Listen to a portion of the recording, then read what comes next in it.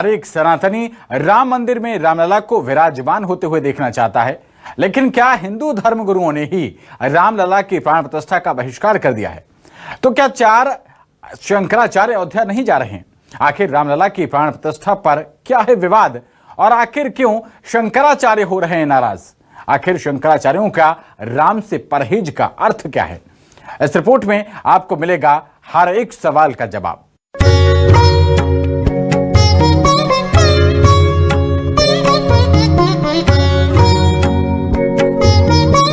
शास्त्र सम्मत विधा से राम जी की प्रतिष्ठा हो।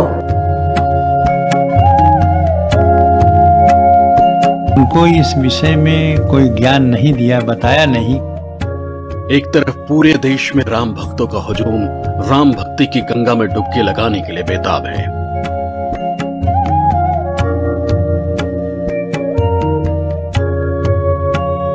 बाईस जनवरी के लिए अयोध्या त्रेता युग से सजकर तैयार है। रामलला 500 साल बाद अयोध्या के अपने भव्य और दिव्य राजमहल में विराजमान होने जा रहे हैं, क्योंकि अयोध्या में रामलला की भव्य प्राण प्रतिष्ठा का कार्यक्रम होना है। इसी उत्सव में शामिल होने के लिए निमंत्रण पत्र बढ़ रहे हैं, लेकिन इस उत्सव में खटास का स्वाद अब नजर आने लगा, क्योंकि देश के 4 बड़े शंकराचार्यों ने 22 जनवरी को अयोध्या जाने से इनकार कर दिया।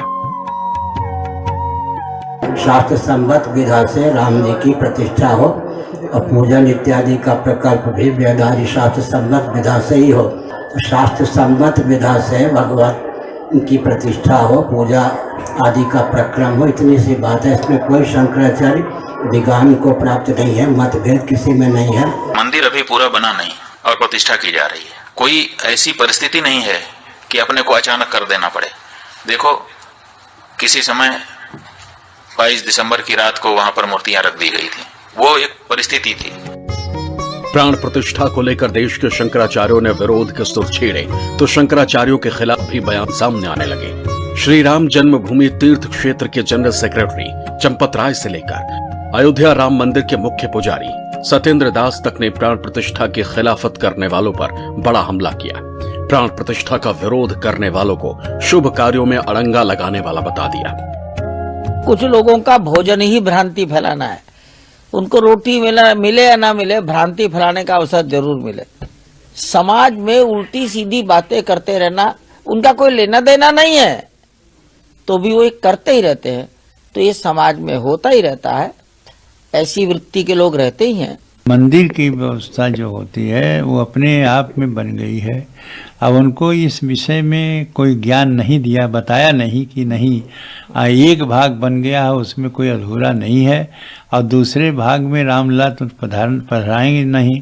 तो ऐसी स्थिति में उनके जो विचार हैं वो अपने विचार हैं, शंकराचार्य हैं, और उनके जो विचार को हम कोई खंडन न विरोध नहीं करते हैं।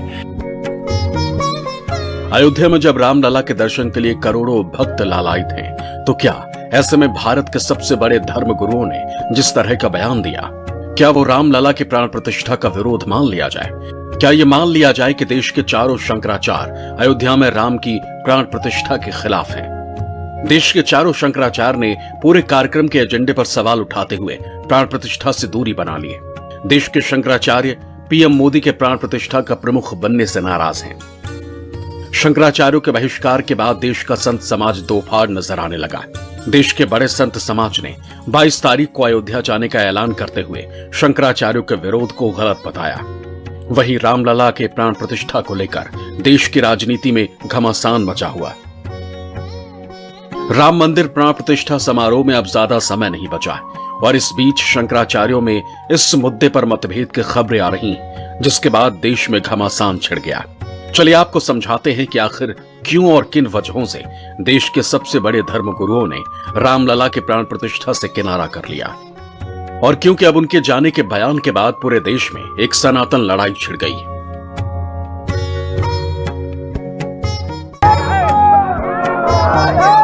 मान्यताओं के मुताबिक शंकराचार्य हिंदू धर्म में सर्वोच्च धर्मगुरु का पद है।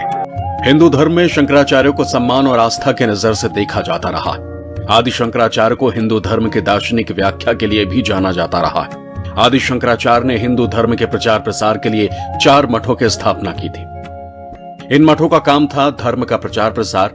ये 4 मठ हैं: श्रृंगेरी मठ, गोवर्धन मठ पुरी उड़ीसा, शारदा मठ द्वारका गुजरात, ज्योतिर्मठ बद्रिका उत्तराखंड। हिंदू धर्म में प्रचार और प्रसार की भूमिका सबसे बड़ी आदि शंकराचार्य की मानी जाती है। यही वजह है कि देश के चारों कोनों में 4 शंकराचार्य मठ हैं। उड़ीसा के पुरी में गोवर्धन मठ, जिसके शंकराचार्य निश्चलानंद सरस्वती। गुजरात में द्वारका धाम में शारदा मठ, जिसके शंकराचार्य सदानंद सरस्वती। उत्तराखंड के बद्रिकाश्रम में ज्योतिर्मठ है, जिसके शंकराचार्य स्वामी अविमुक्तेश्वरानंद है। और दक्षिण भारत के रामेश्वरम में श्रृंगेरी मठ है, जिसके शंकराचार्य जगत गुरु भारती तीर्थ हैं। अयोध्या में रामलला की प्राण प्रतिष्ठा में इन शंकराचार्यों के स्टैंड से ही देश में नया विवाद खड़ा हो गया है।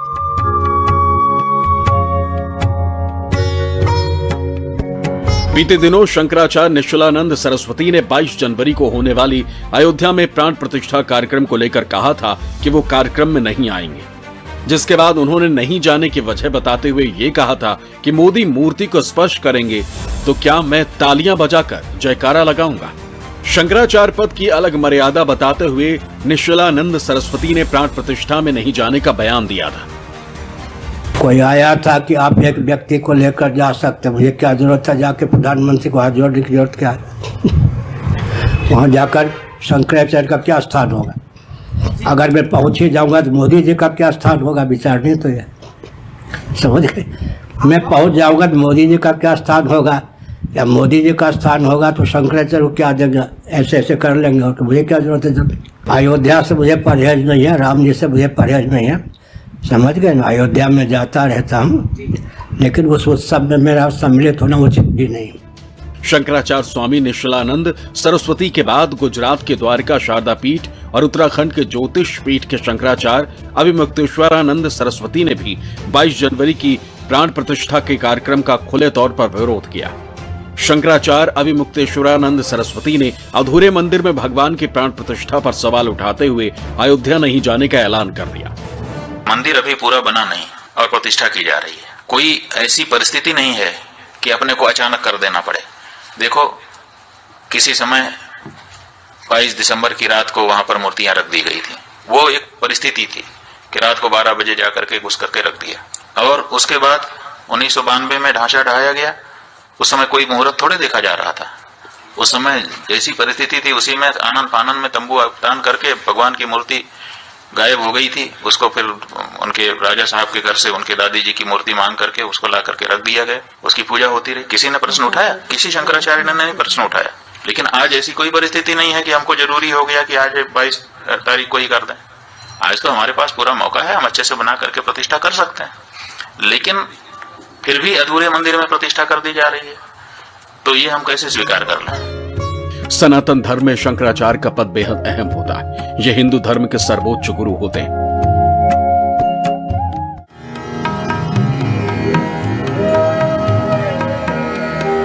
सनातन धर्म में शंकराचार्य का पद सर्वोच्च माना जाता है। भारत में शंकराचार्य पद की स्थापना आदि शंकराचार्य ने की थी।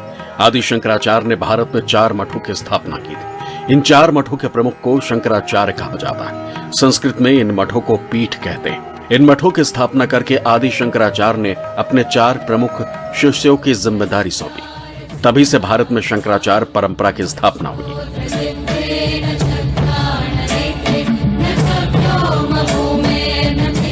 मान्यताओं के अनुसार इस पद की शुरुआत आदि शंकराचार्य द्वारा की गई थी। आदि शंकराचार्य हिंदू दार्शनिक और धर्मगुरु थे, जिन्हें हिंदुत्व के सबसे महान प्रतिनिधियों में एक माना जाता है। आखिर मठ क्या होते? सनातन धर्म के मुताबिक मठ वो स्थान है जहां गुरु अपने शिष्यों को शिक्षा और ज्ञान की बातें बताते। इन गुरुओं द्वारा दी गई शिक्षा आध्यात्मिक होती है। एक मठ में इन कार्यों के अलावा सामाजिक सेवा, साहित्य आदि से संबंधित काम होते। कैसे चुने जाते? शंकराचार्य। शंकराचार्य बनने के लिए सन्यासी होना जरूरी है। सन्यासी बनने के लिए गृहस्थ जीवन का त्याग, मुंडन, अपना पिंडदान और रुद्राक्ष धारण करना बेहद जरूरी माना जाता है। शंकराचार्य बनने के लिए ब्राह्मण होना अनिवार्य है।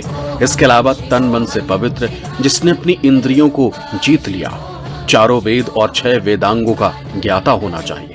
इसके बाद शंकराचार्यों के प्रमुखों आचार्य महामंडलेश्वरों प्रतिष्ठित संतों की सभा की सहमति और काशी विद्वत परिषद की मुहर के बाद शंकराचार्य की पदवी मिलती है। आदि शंकराचार्य ने बहुत कम उम्र में धर्म और आध्यात्म के सही अर्थों को समझ लिया था। भारत का शायद ही कोई कोना बचा हो जहां शंकराचार्य ने भ्रमण न किया। तब भारत में हिंदू और बौद्ध धर्म दोनों में कई पाखंड और कुरीतियां फैल गई थी। शंकराचार्य ने यह समझ लिया था कि भारत को अगर एक रखना है तो सिर्फ राजनीतिक तौर पर ही नहीं बल्कि आध्यात्मिक रूप से भी जोड़ना होगा। अपनी महान भारत यात्रा के बाद शंकराचार्य ने भारत के चारों कोनों में 4 मठों की स्थापना की और अब इन 4 मठों के शंकराचार्यों ने ही राम मंदिर की प्राण प्रतिष्ठा को लेकर